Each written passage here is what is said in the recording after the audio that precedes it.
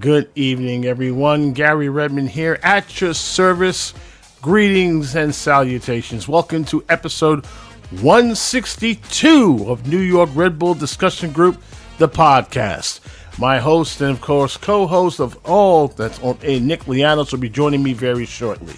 So, what are we talking about tonight? Well, we're talking about the end of a miserable season for most of us, and maybe a little bit hope down the road, but we need confirmation with that. We're going to talk about the Columbus Crew versus the New York Red Bulls in the season closer 2025.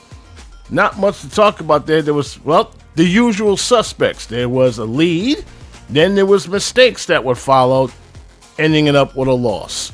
We're also going to talk about Gotham FC and in their playoff push for the NWSL Championship, and why a draw this afternoon may hurt them as far as getting a home game for the playoffs.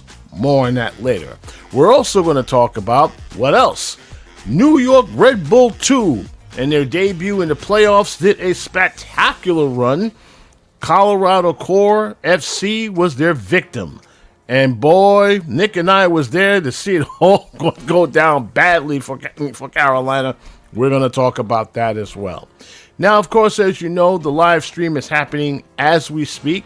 If you have any questions or comments about that, we do happen to have an email address where you can shoot us. And by the way, you can also catch the recording that's happening right now on our YouTube channel. Don't forget to like and subscribe. You can also catch us on X, formerly of Twitter, and of course, our home from the very, very beginning, Spotify.com. If you happen to miss the live show that's happening right now, don't worry about it. All of our episodes will be available and uploaded for your listening and viewing pleasure effectively midnight Wednesday morning. And if you have any questions, comments about our guests, about the podcast, anything in general, please shoot us an email at rbdgthepodcast@gmail.com. That's rbdgthepodcast, one word, mind you, at gmail.com. We love to read many of your emails, especially about the state of the team. Keep it coming. We love to read them, of course, long even after the show has concluded.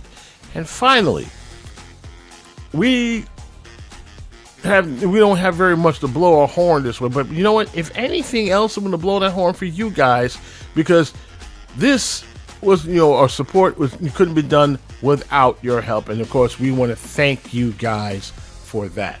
And with that, let's begin our show as I bring in, of course, my co-host of the mostest, Nicholas Lianos, which him and I was at the Red Bull 2 game over at the campus. And it was a good crowd, man.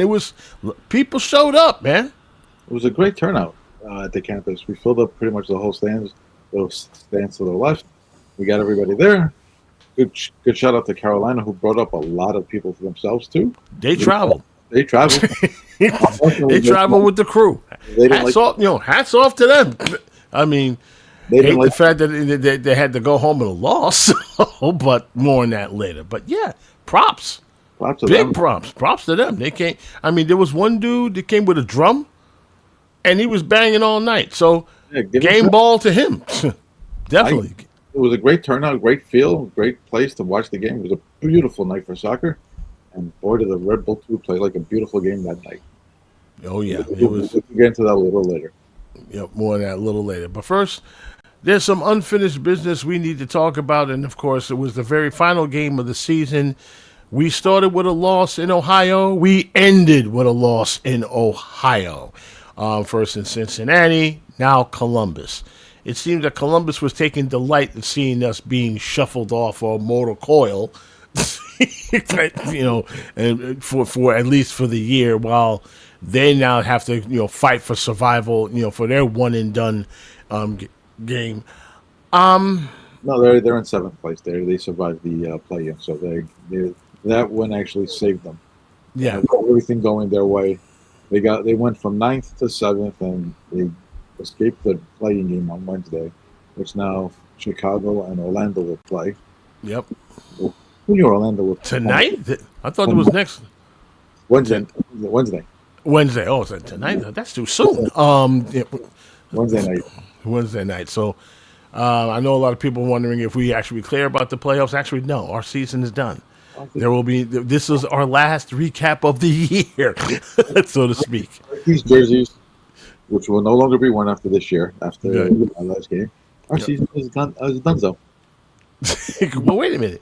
Well, technically speaking, you can wear it for the Red Bull too. But speaking of which, we do not know who the opponent will be.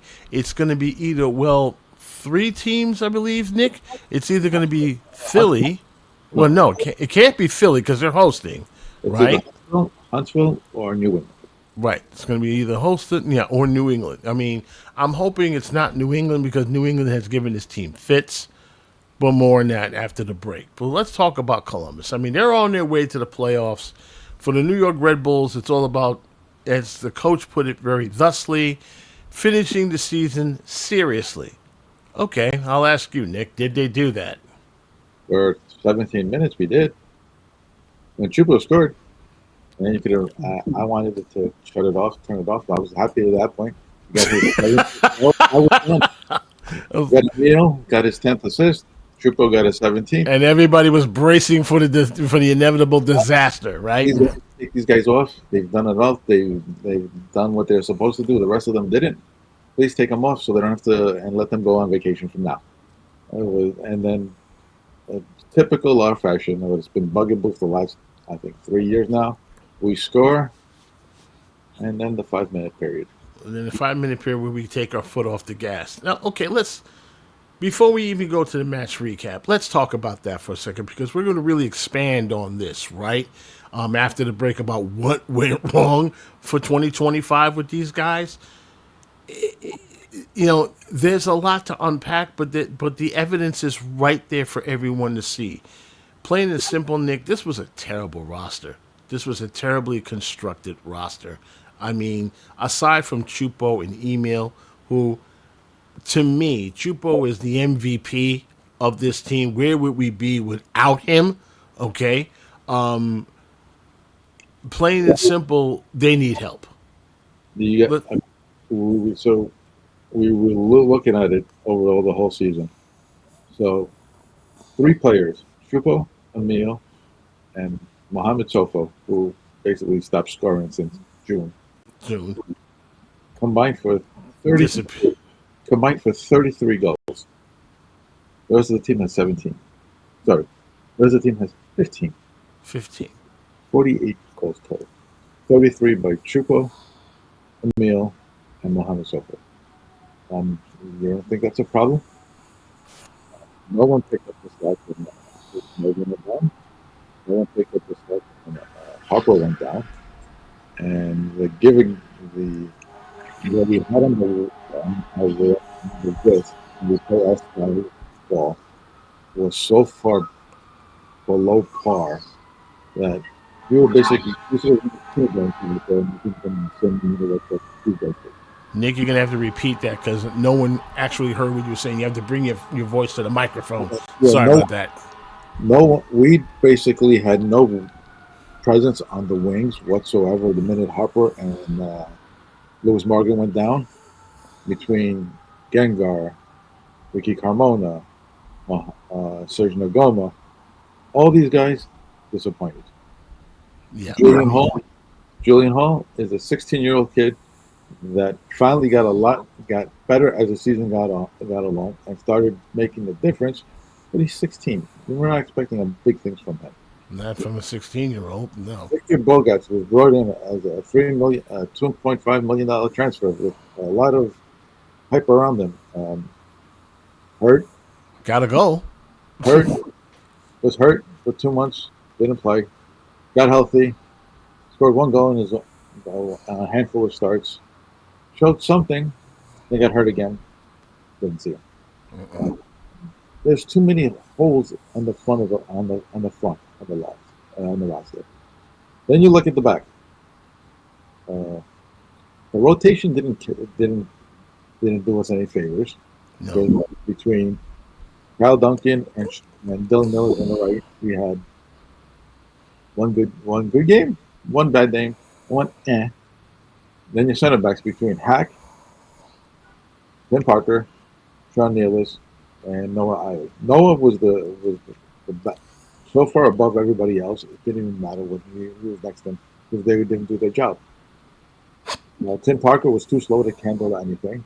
Sean Nealis would give you up and down performance, and as great of Wait, a passer, Sean Nealis. No, Sean Nealis wasn't consistent. Keep going. as Alexander Hack was, he didn't play any defense, not a thing. And then you move to your left back spot.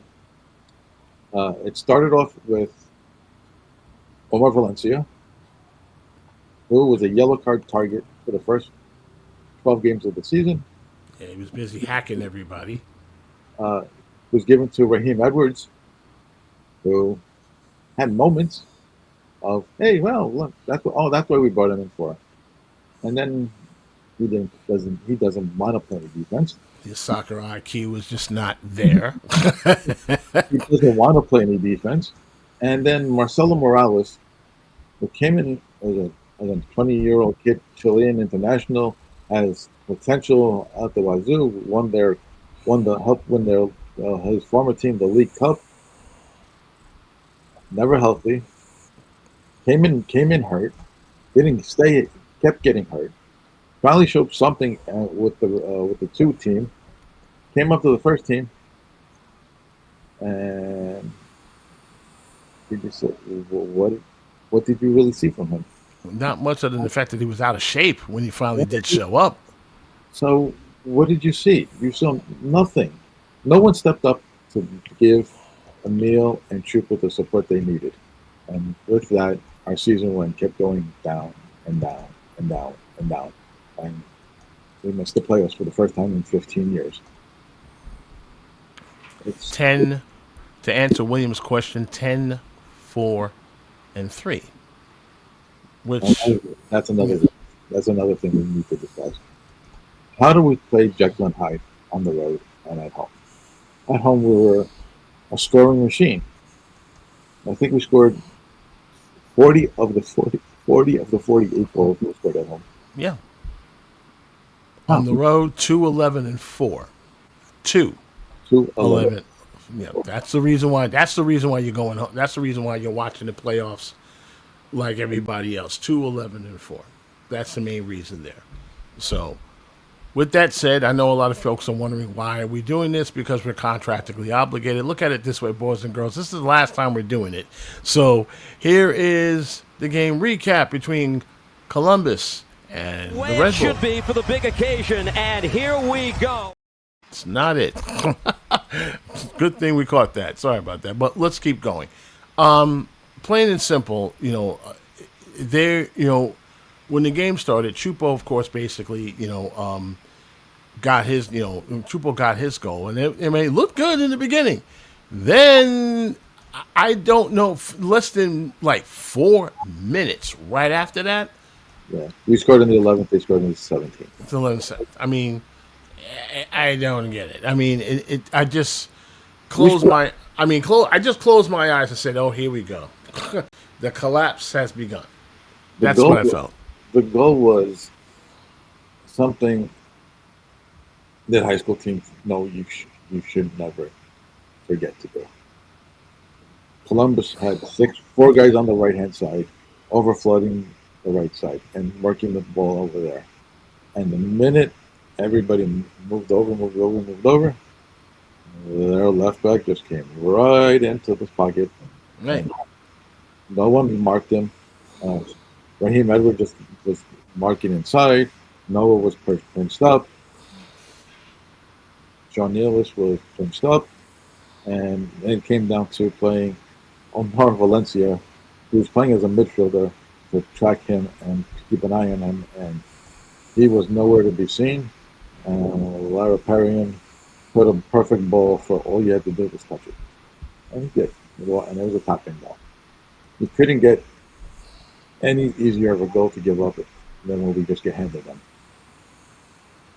And we battled for the first half. We had a couple of good chances. A couple of chances Emil had that I think from close to try to give us the lead again. Didn't work out. And in the second half, it was just nothing. The minute we went to the bench, that team cooked. And I could see why it was cooked because Chupo played for Cameroon, basically playing over 100 minutes for his national team, and flew over. He was cooked. He wasn't anything left. And the minute he was off the field, he was gassed. Columbus had no one to guard besides Emile. They're like, okay, Emile's not going to touch the ball. You guys, good luck. And we couldn't do anything. Nothing. Again, I think the closest shot was from Julian Hull in the 80th minute. That was clearly blocked, and no one else had any. No one else had any chances. And the second goal, give Columbus credit for. That kid they brought in, a 19-year-old. I don't pronounce his name. I'm gonna look this up again. Taha Abaroon. Oh yeah, Hagamoni. Yeah, what a kid! What a talent this kid is. Jumps in, full of energy, comes in, difference maker. Opens up Dylan Mills twice on the right hand side. Simple cross to Daniel Gazdag, who for all his struggles, always kill us. for all his struggles, does know how to put the ball in the back of the net from 5 yards in, and he loves to. And always right, and always against us. Always against us. The Philly connection is still there for him. Oh look, it's the Red Bulls. I'll score today, and he did that again. Pretty much. And then the third goal, which is inexcusable. McCarthy, yes, you're here. You will be here next year because we made a trade for you. Yeah. Let's say AJ went down, and let's say Carlos will. The writing's on the wall that he's probably going bye-bye. No, he's done. He's done for the season, and and Carlos Coronel looks like probably won't be back because I think it'd probably be a better offer for him, and he probably wants a different challenge. And good for Carlos, he deserves it. He's been outstanding for us. But John, you made the first mistake when you kicked the ball right off Russell Rowe's head. Right. And it almost cost you the first goal. It almost cost you a goal. What were you thinking on that second ball? I mean, you were blaming. Then you blame Kyle Duncan. But I'm looking at Kyle. Kyle's like, "Come to me." What? you gotta come. You gotta come to me. What? That would listen. If you're not comfortable playing out of the back, which you clearly aren't, kick the ball away. Let us regroup and restart. It won't hurt us. It won't kill us. It's the smartest thing to do. Turning around and blaming the guy on simple pass that you made a mistake on, it's not going to do you any favors. On a team that's your first start. What are you doing? Are you the temporary fix until AJ gets back? Maybe if the Rebels don't bring in somebody else, but you're here for at least until the end of next year.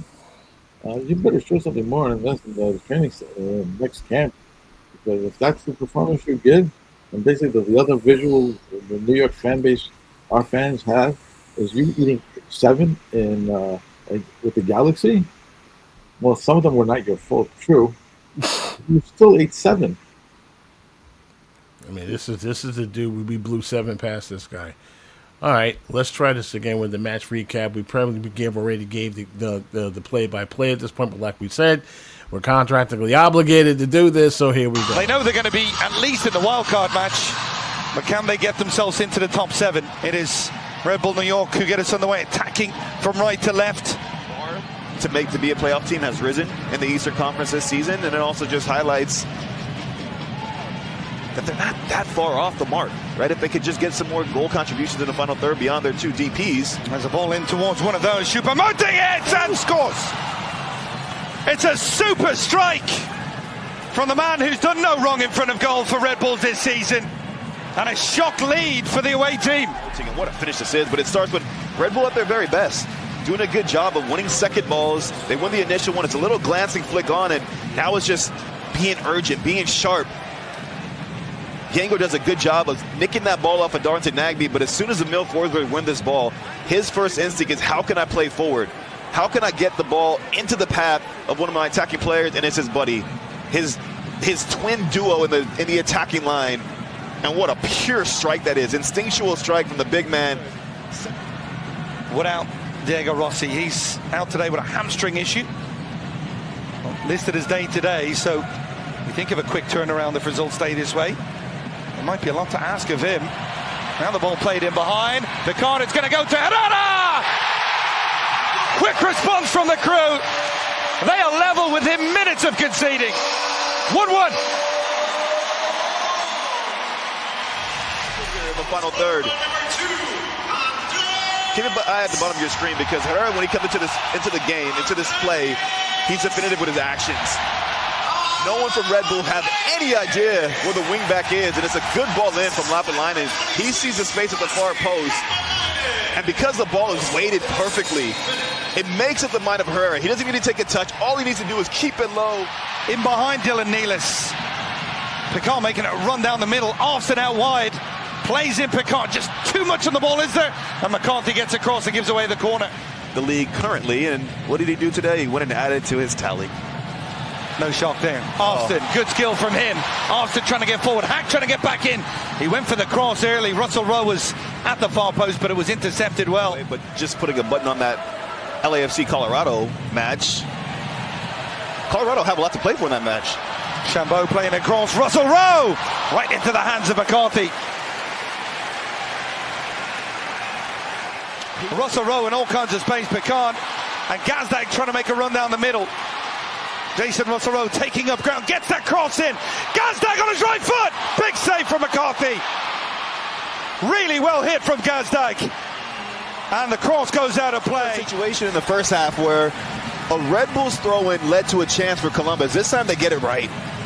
It's well played, and Daniel Gazdag does really well to get that ball under control, because it kind of skips into him between players. Doesn't receive it comfortably, but does enough to get... And don't call me that. Picard tries to get wide, little touch, and almost gets it beyond McCarthy. In terms of touches so far, Picard a lot more of the ball, but Choupo-Moting, the most important touch for Red Bulls so far. But Picard has been incredibly lively.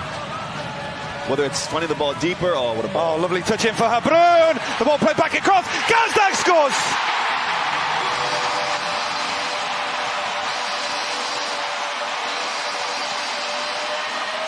He's had his difficulties since arriving at Lower.com Field, but he's delivered in the biggest of moments.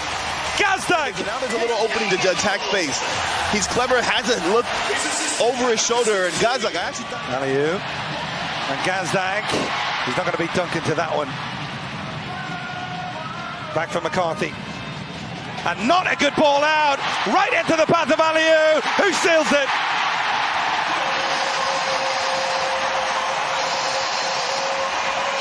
A goalkeeping blunder presents a gift for the substitute Ibrahim Aliou.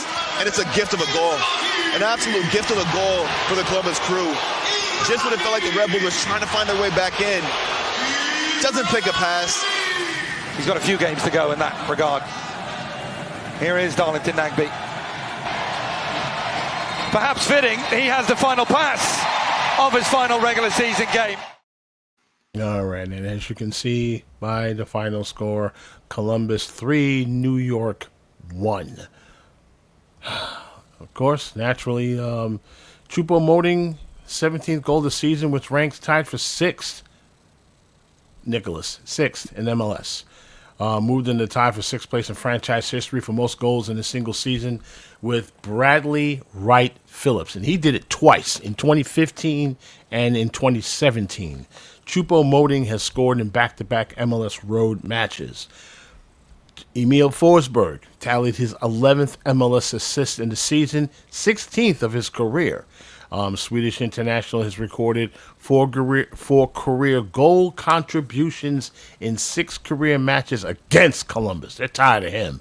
But the Forsberg has tallied a goal contribution in 4 of his last 5 MLS matches.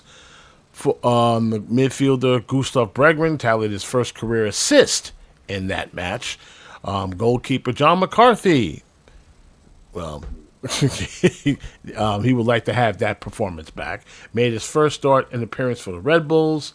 Defender Sean Nealis has made his 169th, maybe final start for the Red Bulls. Across all competition, moves into a tie with Aaron Ray Long for 7th place in franchise history for most starts for a Red Bull player. And that ended his season, and that ends the season of the New York Red Bulls.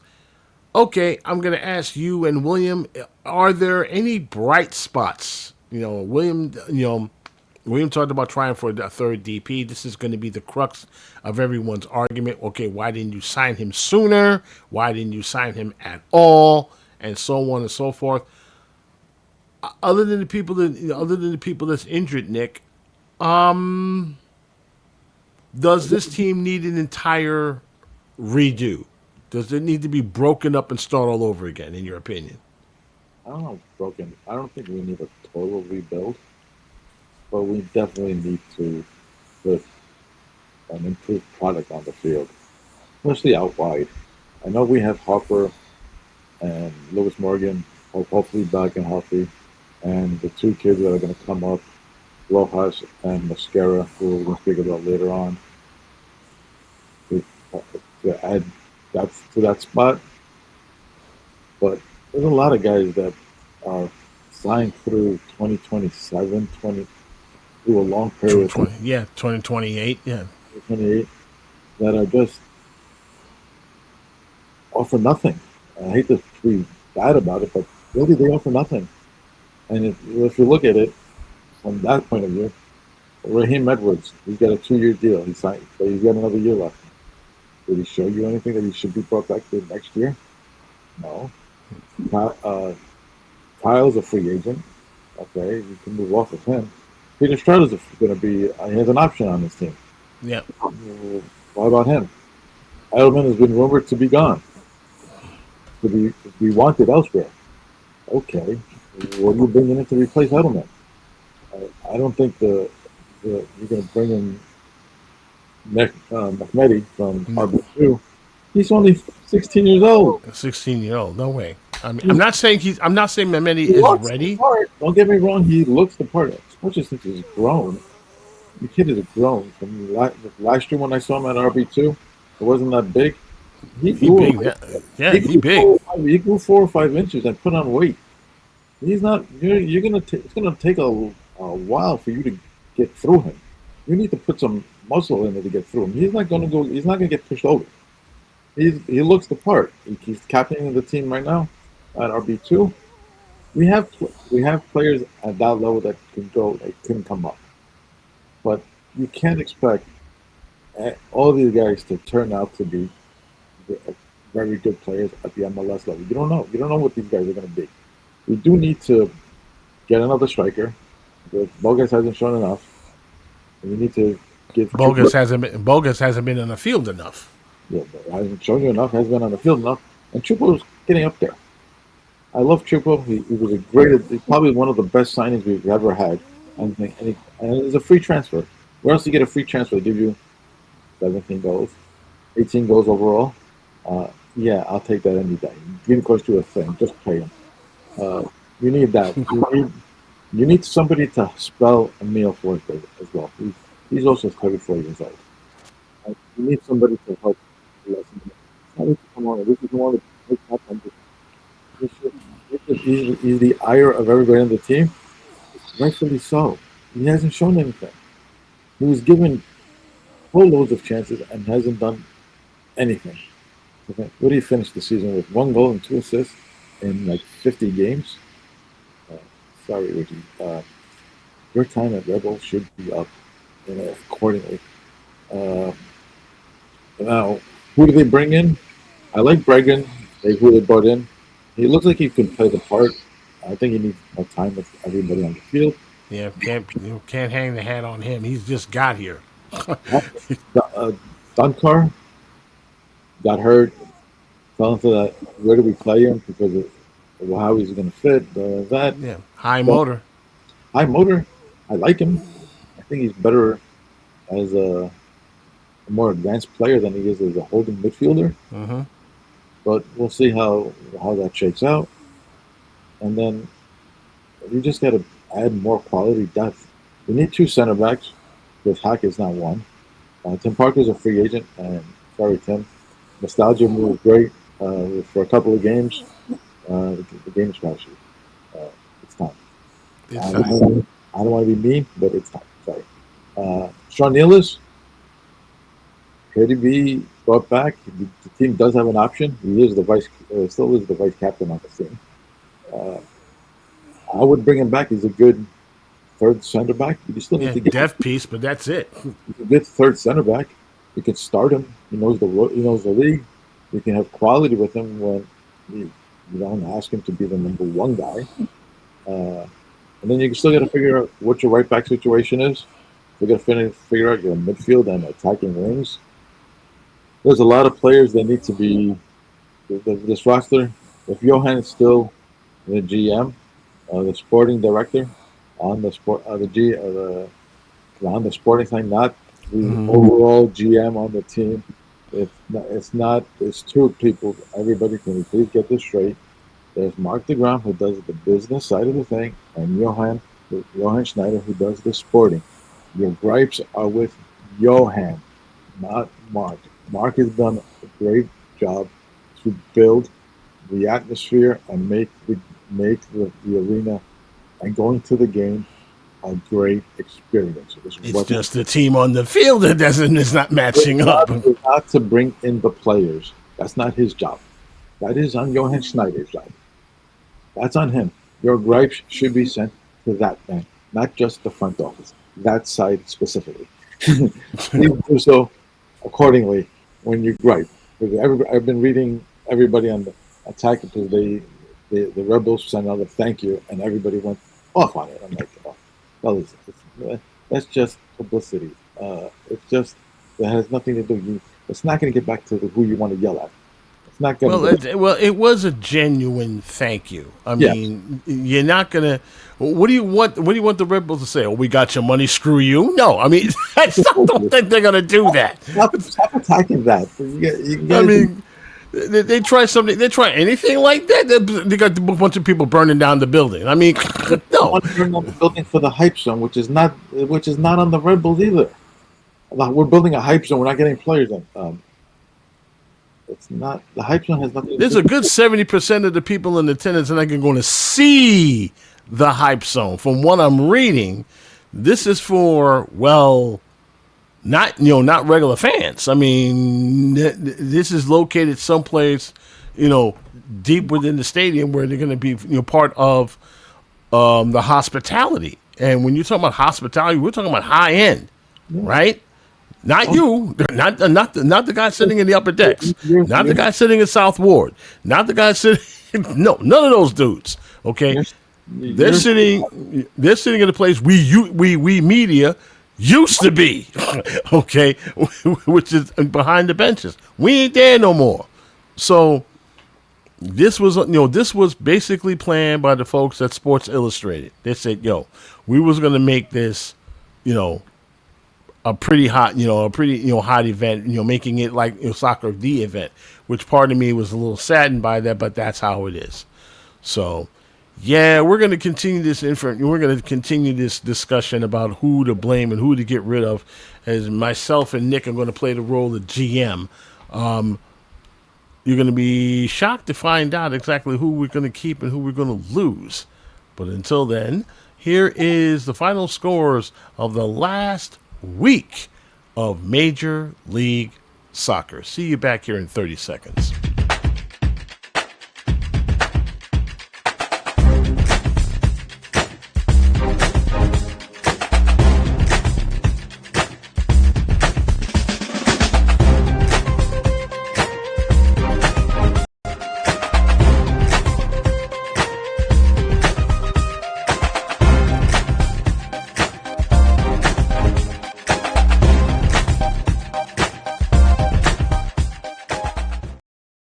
Okay, now that the first team season is done and dusted, we pretty much uncovered who was the blame out of all this. The entire blame lies to the feet of one Jochen Schneider. I mean, sorry, there's just no way around it. I mean, you brought in one player, but you should have brought in 2 or 3 to help out the team, at least one, make the playoffs, or more importantly, build from your recent success.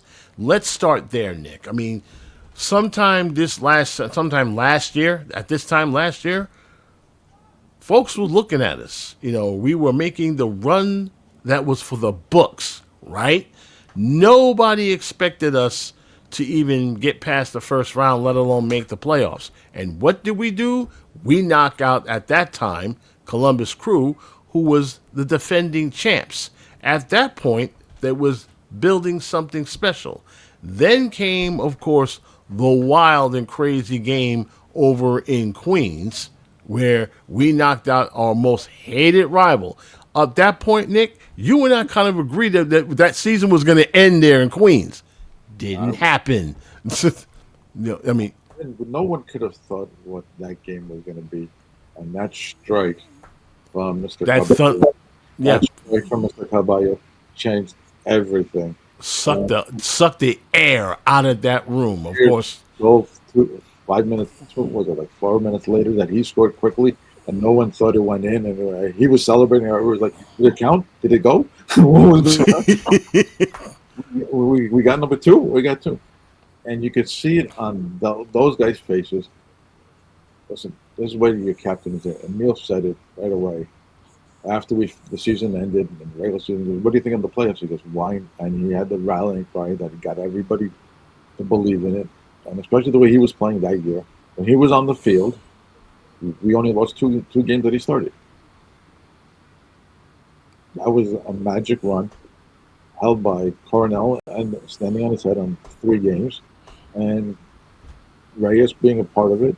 And don't forget our coach, Sandro Schwartz, who screwed with Columbus. They didn't know what that first game. They didn't expect. We didn't show that formation to anybody except for one game against Miami. And Miami put 5 on us, and we were like, okay, it's Miami. Miami will do that to everybody, so it's not really, maybe just a Miami thing. Columbus, they had no clue what was going on here. Who are these guys? I've never seen the team look that confused. It was like we gave them information that they weren't ready for. It took them 65 minutes to figure it out how to beat us. By that time, it was too late. By that time, you figured it out. Cornell's like, okay, I got this. This is mine. Don't worry about it, guys. I got you. And he took the game away from them. Game 2 was, I still see Daniel Edelman running around without his shirt after that penalty kick, running around, and that roof came off the face. Anthony was telling me that I looked like I was having a heart attack throughout the entire game because it was that type of match. It was at your throat. It was back and forth. Those games are what as in the American sports thing, you had we were down 1-0. Emil fights back. We get 1-1. We get that penalty. We get up 2-1. We're trying to seal it up. Win 2 straight. They score 1 in the dying minute. They're like the most deflating thing. The whole place went from like 150. Yeah, it went to a crescendo high to like then. Right, then it was like, oh no, here we go. Here it comes. We get to the shootout. They bang the first one in. We're like, okay, all right. Tolkien hits the post. We're like, oh no. This is not the way it's supposed to go. They hit the second one. They're okay. We're down 2-0. All right, now what? Next guy scores. Ricky scores. All right, we need a save. We need some third guy scores. All right, we got another one. We're 3-2. We still need a big save. We need a big save. Get the save. All right, we're back in this. All right, we're there. Emil Tice goes back and forth, and we need Emil to nail it. Of course, he nails it. I don't know how Sean Nels got it up there. I still don't understand how he got in that spot first. But he missed, Columbus missed, and then Columbus missed again. Of course, you have Daniel Evans smacking that thing right into the corner, running around, and it blew up again. What a run! You have to build off this. You had all that in place. You had, all right, we got these kids. They've learned. You know, yeah. You had to bring in pieces. You brought in Chupo. The rest of the guys you brought in with Bogarts. You paid money for Bogarts. He gave you. Well, I think it was 10 games total. He didn't even hit 400 minutes. If I looked at it correctly. Serge Nagoma, on again, off again, didn't do much. Injured, right? On again, what he finished. Bogarts finished with. That's his nuggets. Sorry. Bogarts finished with 14 games of 324 minutes. What? 324 minutes in the MLS with 1 goal, 1 assist. 24 overall games, 614 minutes.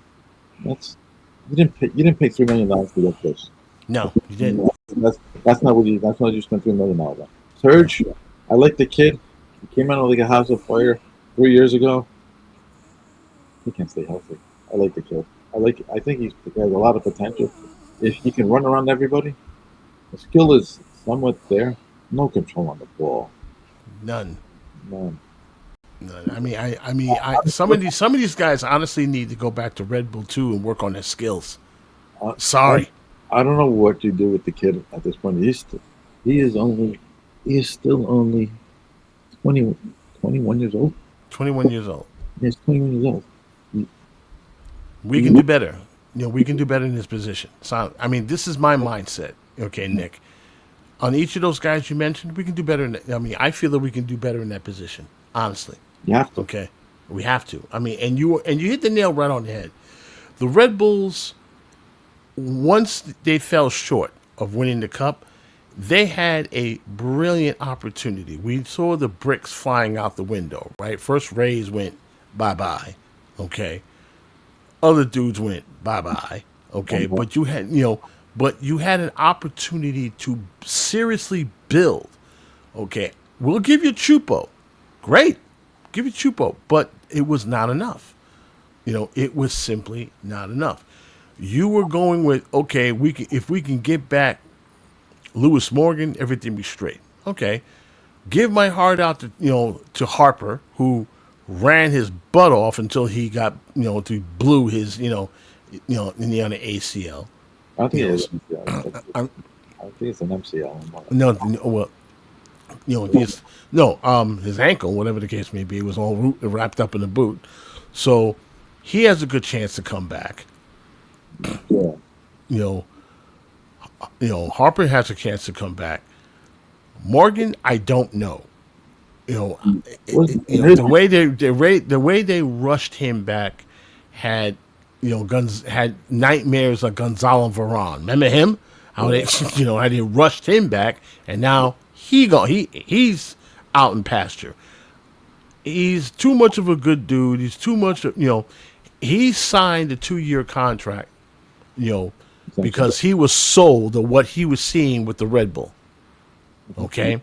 He could have went somewhere. He could have went to Europe. He could have went someplace else, but he saw how the team was going with Red Bull. So that's why he signed a 2-year contract. So I don't think you get rid of him, although a lot of people in the group, they're saying toss him. Not so fast. I mean, you give that ball a chance. But before you do, you make sure he's right before he hit the pitch. Yeah, because what happened this season shouldn't have happened at all. It shouldn't have happened. He shouldn't have come back unless he was ready. 100. And I said this. If you remember, Nick, right? I said this. Don't bring that boy back unless he's 100%. Was he 100% to start the season, Mike? Because you knew he came off the Columbus game injured, and he missed Orlando. He missed the City game. He missed Orlando. He missed the City Orlando. He hasn't been fit since last year. You hit the nail on the head. He hasn't been fit. Was he ready to start the season? If the case was he was at like 85% and he was running and gunning, I need to get back on the field. I need to show what I'm out. That's on our coaching staff and on him. And the training staff. Training, coaching, and on him for rushing him out there when he's not 100%. Because when he's on the field, 2022 and 2024. He's a difference maker. 31 goals. And he's a difference maker. Yeah, you get 31 goals and 9 assists, and he's a great penalty kicker. Don't get us wrong. Don't confuse the fact that we need that. Uh, you have a legit scoring option with Fear and fully healthy. He can run by people still. That's one thing he never lost.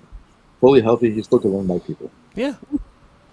He ain't the fastest guy, but he's got that deceptive speed that sneaks up on you, and before you try to put a hat on him, he by you.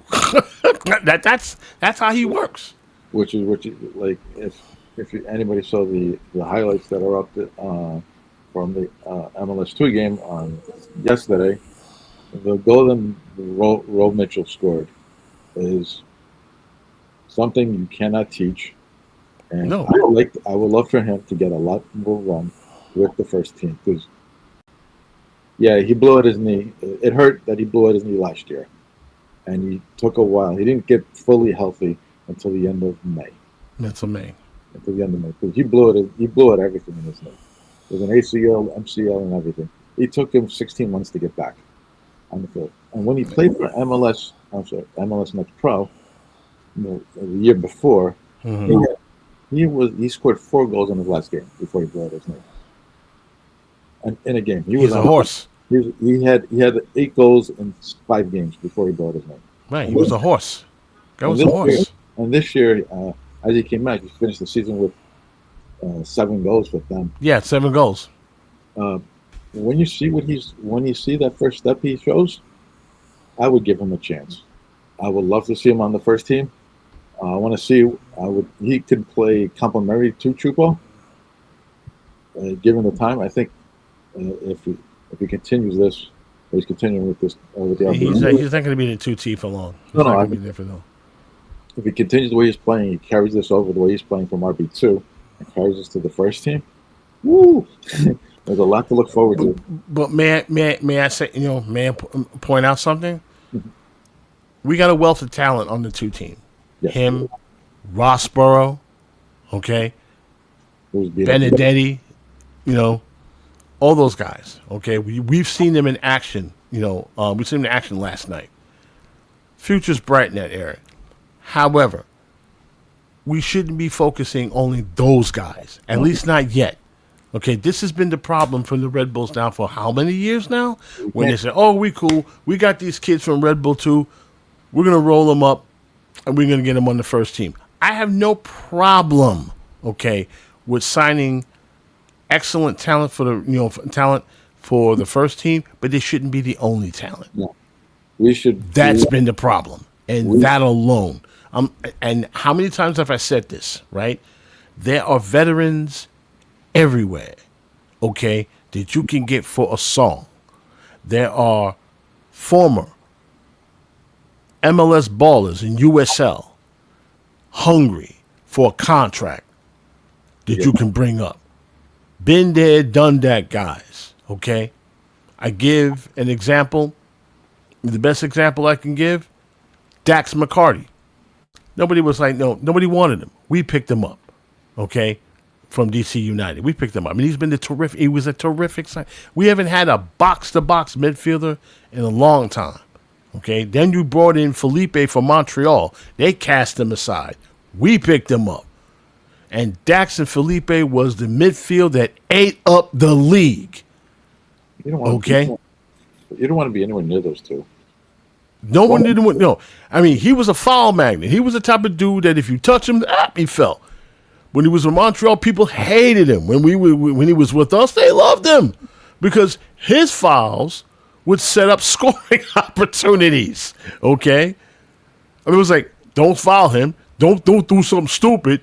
He would pest. He was a pest. That was his game. He was a pest. He was very much into the dark arts of soccer. He would annoy you to make you foul you. There you go.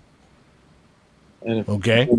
The thing that gets me annoyed about this is every other league, they go down to the lower leagues, find talent, and harness it, get what they do.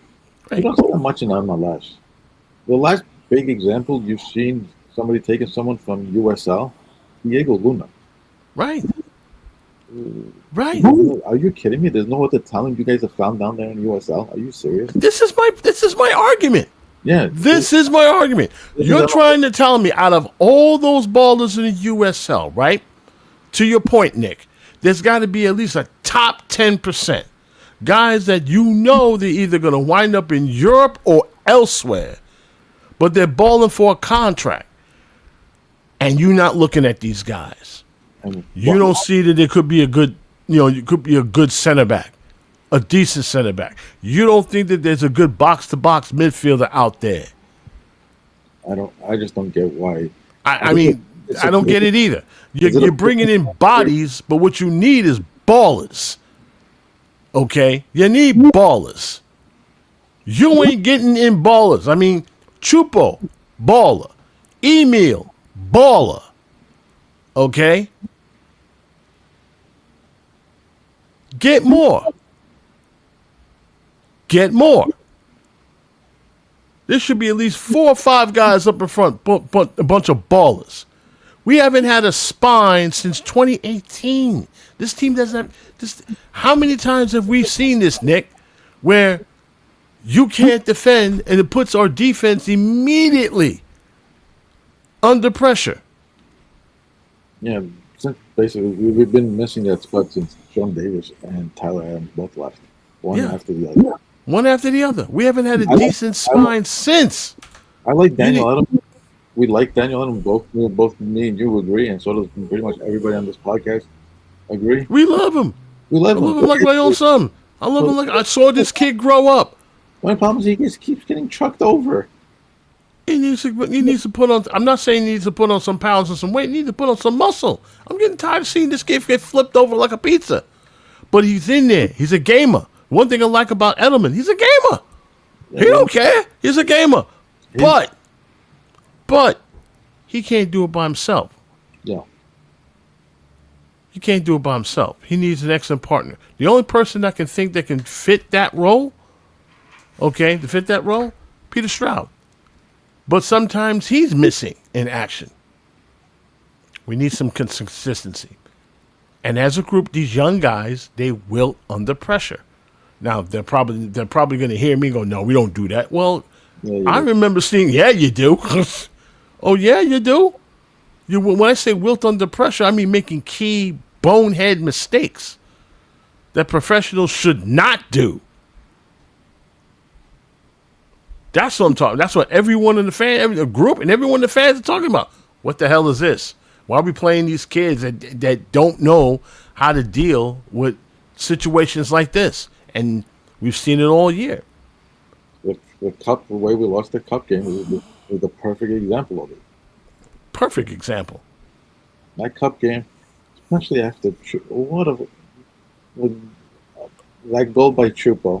People went home frustrated. You cannot. PO'd. Okay. I've never been so angry. Okay, after that game, I was like, you know what? Again, the coach put the first thing we heard, right, Nick? Fire the coach. You're joking. You're joking. The coach had a good game plan. Your players didn't execute it. Are we watching the same game you are? You lost. You had a player had to be subbed off because you lost composure. That's one of your subs. Imagine having to. In a quarterfinal game to win a championship, you had to sub somebody off 30 minutes into the game because he lost composure. This is what I'm talking about. I mean, I love Kyle, but he lost his head. I was begging, pleading, get this dude off the field before he get a red card. We were looking at it, we're like, they're gonna goat him. They're gonna flop. And they did that. And this is what Philly does. Philly is a physical team. If they find a weak link in your armor, they're gonna go after it. And he was the weak link. So we both agree, okay? Although we don't think that might happen, we both agree. Get better players. Get better players. I'm not telling you. And I'm not talking about 1 or 2. Get better players. Replace those guys you got at RB2 with better ballers. If you're going to keep those guys, they're on the bench. Until they prove to you they're ready for prime time. And I'll end it right there. Okay? Until they're ready for prime time, don't put them on the field. Unless it's absolutely necessary. But you get better ballers in place. That way you have a deep team. You didn't have a deep team this year. You were facing teams with embarrassment of riches coming off the bench. Yeah. We can get on to that. Yeah. All right. As they say, let's get back to work. Meanwhile, Gotham FC. Remember those ladies? I mean, they're going up the ladder, and for some reason, this game, Nick, this was a game they had to have. Okay, this was a game they had to have. I mean, because it ended 2-2. Okay, so on and so forth, and Weber for Racing Louisville, one of the coolest names, and Howell in the 16th minute, and Lavelle ended it in the 86th minute. Now, if you're probably wondering why this tie could possibly hurt them, I'll explain in about a minute, because the good news is they clinch a playoff spot. That win, that draw clinches the playoff spot for them, okay, which is kind of great. However, their next and final game, they're going to face North Carolina Courage, okay? Here's how it has to happen, okay? In order for them to host a quarterfinal, Gotham has got to, first of all, they got to beat North Carolina. Then, Kansas City needs to beat or tie San Diego in their matchup, which kicks off at 3 p.m. on Decision Day, which is on Sunday. And then Houston, the Houston Dash, needs to either defeat or tie Portland in their 5 p.m. pairing. Any of those results fall that way for Gotham, they nudge in the top half of the playoff bracket. But if they had won that game, okay. You still got to hope Seattle also. Yeah, that's another one. Yeah, they got to hope Seattle lose. Now, this could be dicey for a number of reasons, Nick. One, Gotham's in the playoffs no matter what happens. They're going to be facing a team that's trying to get in, okay? So for North Carolina Courage, they got to win that game. If they want to see the ladies want to see themselves in the playoffs, they got to win that game. No ifs, ands, or buts. That game will take place, ladies and gentlemen.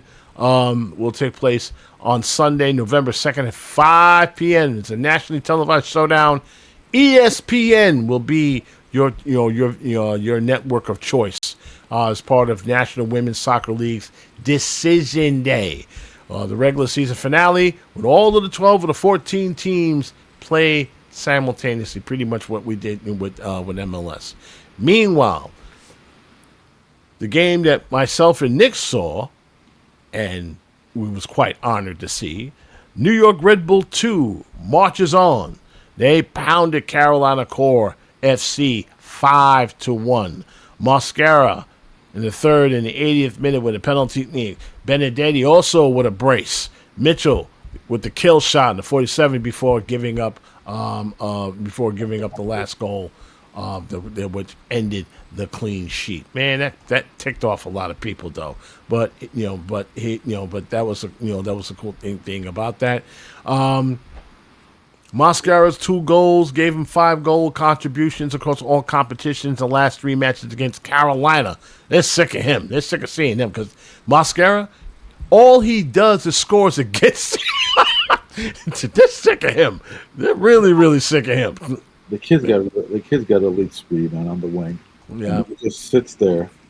He does like a little messy. They have him isolated on the left hand side with his left-footed shot.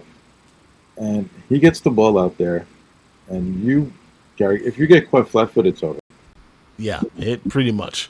Benedetti and Mascara scored their first and second career MLS next playoffs goals, and they are the 4th and 5th club players in club history to score brace in the playoff match. Nick, Benedetti timed Florian Velo, remember him? For the 3rd most goals across all competitions by a midfielder with 13. Mitchell tied Derek Etienne Jr. for the 8th most goals scored across all competitions with 14. Mitchell also scored his first career MLS Next Pro Playoffs goal, and man, that was a goal. I mean, it was pure beauty, man. We started the game. The game started 30 seconds in, and a perfect pass from Benedetti right on the foot on Mitchell, and he was gone. And he took 2 steps, and he was by the defense. Defense chopped him down. You get the penalty.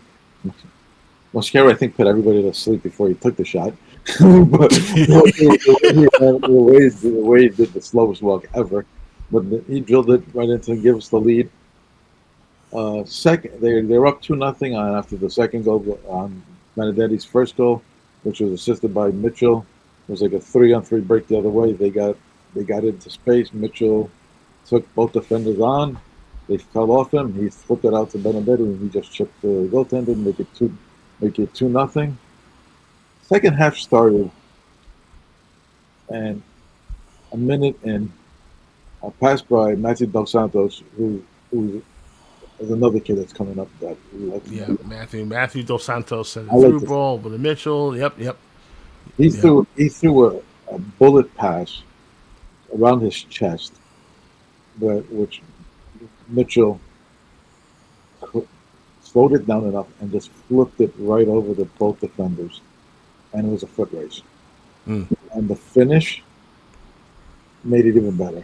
Yep. The goalie came out and took the angle around, and he sent a curler right around the goalie into the corner of the shot. Perfect finish, and he made a flip next to make it over 3-0. Pretty much game set match at that point, and then a minute later we scored another one.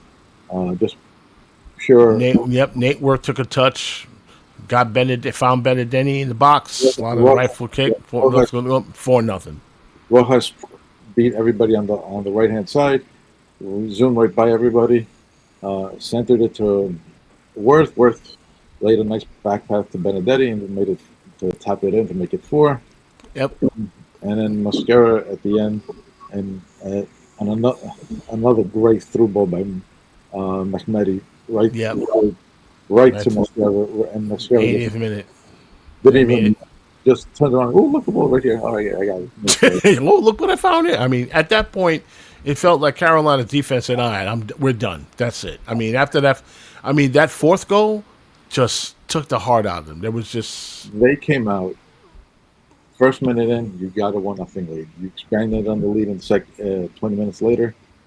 Went to the break, regrouped, and came back right out and fired. And Carolina was stuck. And Carolina, I give them a lot of credit. They played good. They had moments. Yeah. But give the Red Bull 2 dictated terms right from the get-go. Took the game right up the throat and said, ours. Yeah, and they're not letting go. The stat that impressed me the most, I looked at it last night. Carolina had the ball in Red Bull's box, ball of 10 touches. That's it. They were beating them. You could have sworn. They were beating them thoroughly through second balls. Anytime Carolina tried to make a move, there was a red jersey there with the ball.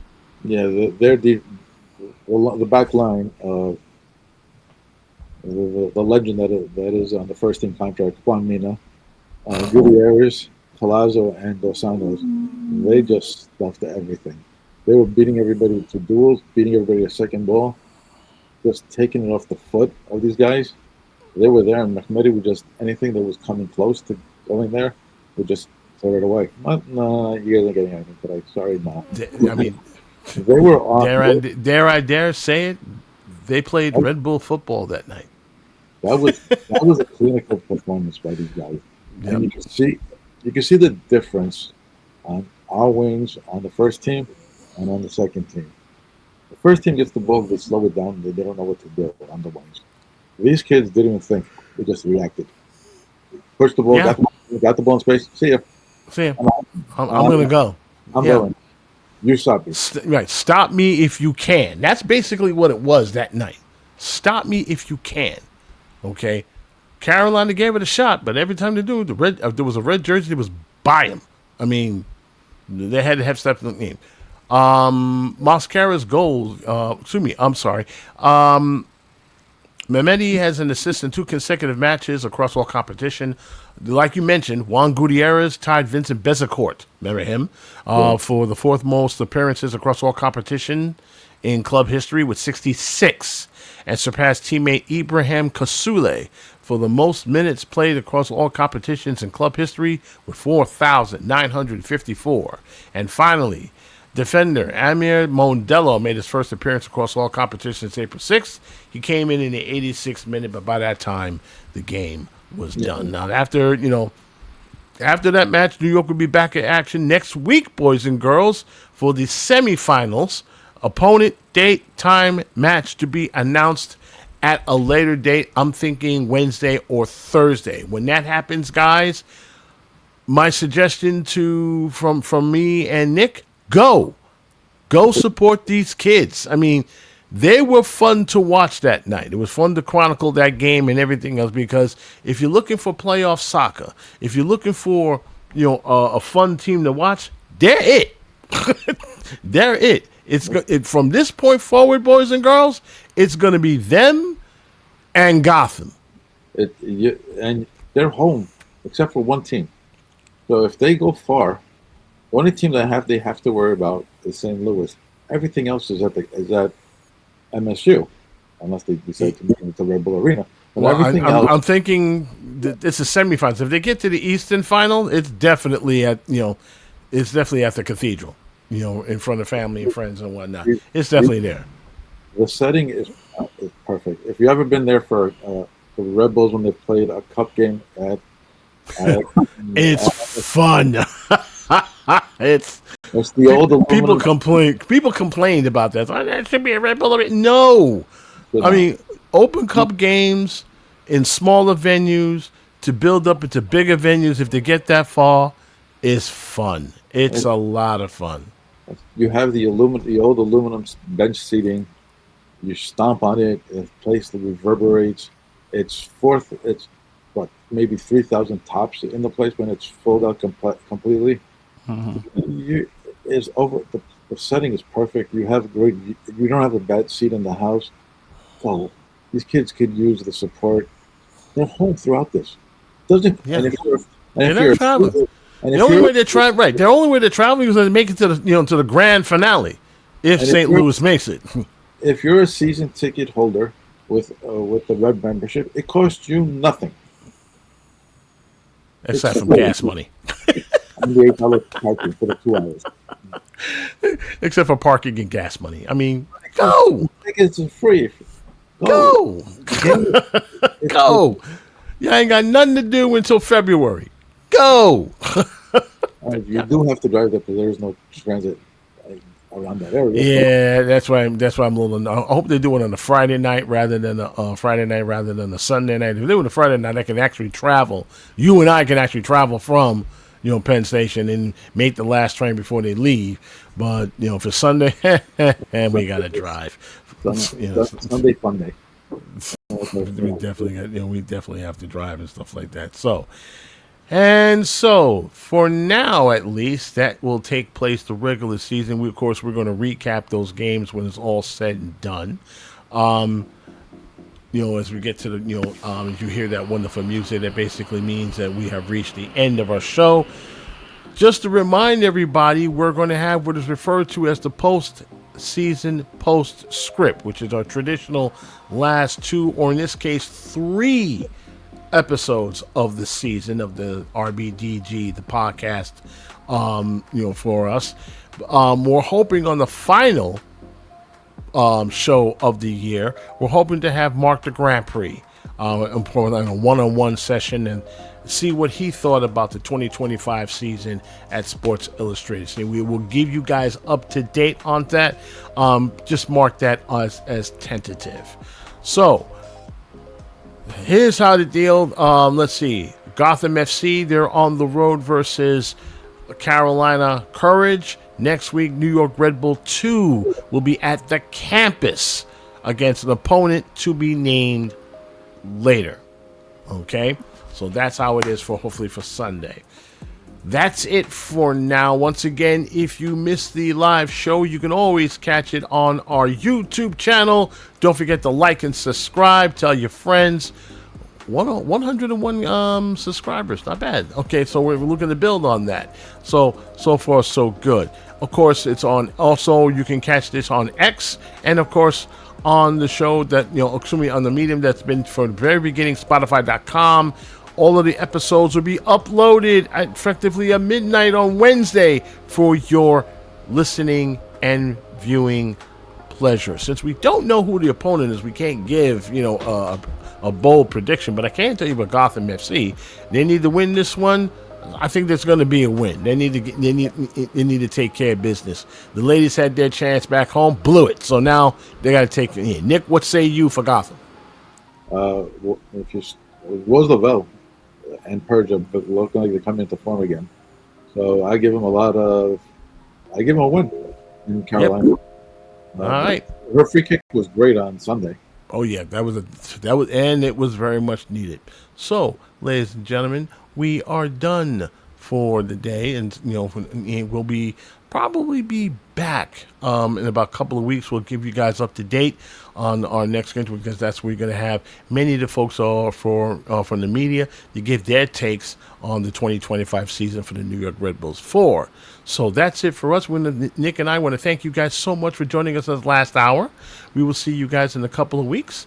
Until then, boys and girls, good night and goodbye.